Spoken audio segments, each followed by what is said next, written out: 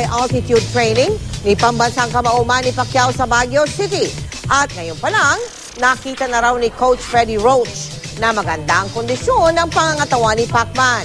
Makitime out muna tayo live kay Chino Trinidad. Chino. Yes, Tita Bel, eksakto alas 2 ng hapon dito sa Baguio City ay nagtagpo muli ang matagal na magkasabang Freddie at Manny. Muling nagkasama ang isa sa pinakamatagumpay na coach-fighter tandem na sina Freddie Roach at Manny Pacquiao.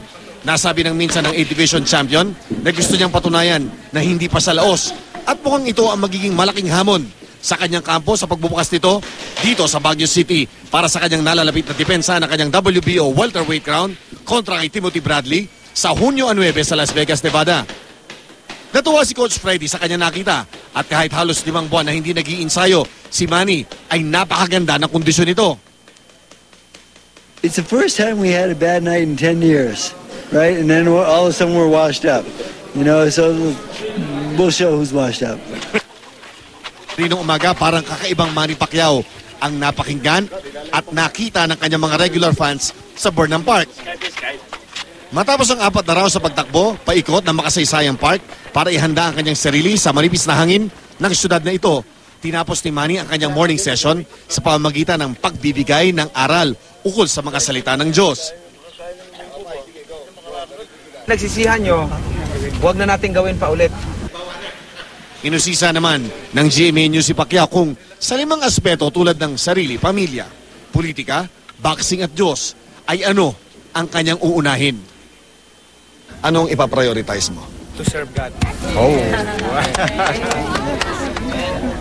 For to me to live is Christ and to die is gain. Yes. Akala nyo nagtatapos na ang araw para kay Manny Pacquiao. Hindi po.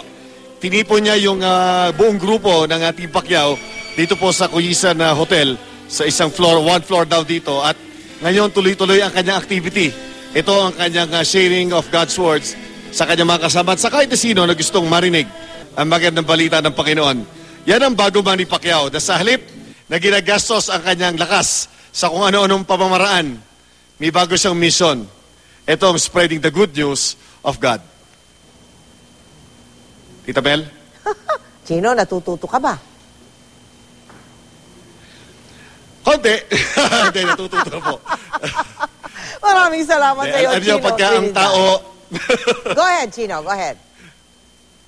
Sige, mag-preach Pagka ka. taong katulad ni Manny Pacquiao, nakikita niyo Hindi, pag nakikita niyo lang yung passion ng isang tao na sabi niyo nga nanggaling na sa pinakamababa, pinakamataas, at nararamdaman niya lahat ng enjoyment sa buhay, at nakikita mo kung paano niyo ini-embrace ang salita ng Panginoon, yung mga katuroan na to, hindi pwede hindi ka maapektuhan ng isang katulad ni Manny Pacquiao. Tita Bel?